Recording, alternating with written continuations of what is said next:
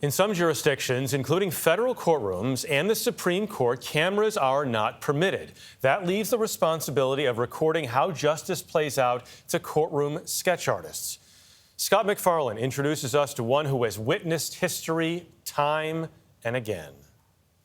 In a year of blockbuster courtroom moments, there's always a reserved seat up front for the man with the pencils and the pad. Bill Hennessy of Virginia is one of the busiest and most prolific courtroom artists of his time.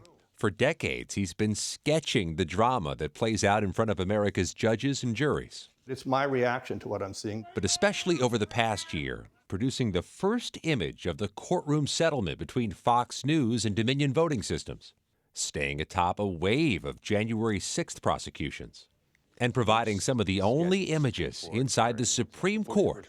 He got his start in this unique line of work while still in graduate school. Someone called and said, "We need an artist. Is there anyone willing to go to a courtroom and draw?"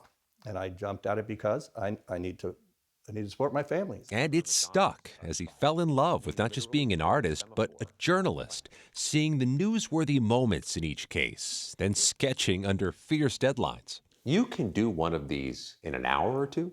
Oh, less, if need be, yeah. Less? Yeah. I mean, sometimes it's literally, a few minutes. From celebrities who've gone to court, like Chris Brown and Roger Clemens, to the historic case of Bush versus Gore. Sometimes people say, "Oh, you have a photographic memory." I do not. That moment just sort of sears itself briefly, and I sketch as quickly as I can.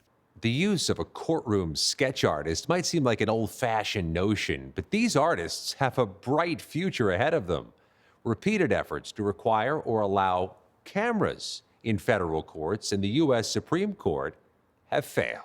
Washington defense attorney Steve McCool handles high-profile trials and knows what it's like to be sketched by Hennessy. He's watched the proceeding and he's captured it as an artist, and he's captured a moment in time. Do you ever have a bad guy, a defendant, say, "Hey, can I see how I look in your sketch?"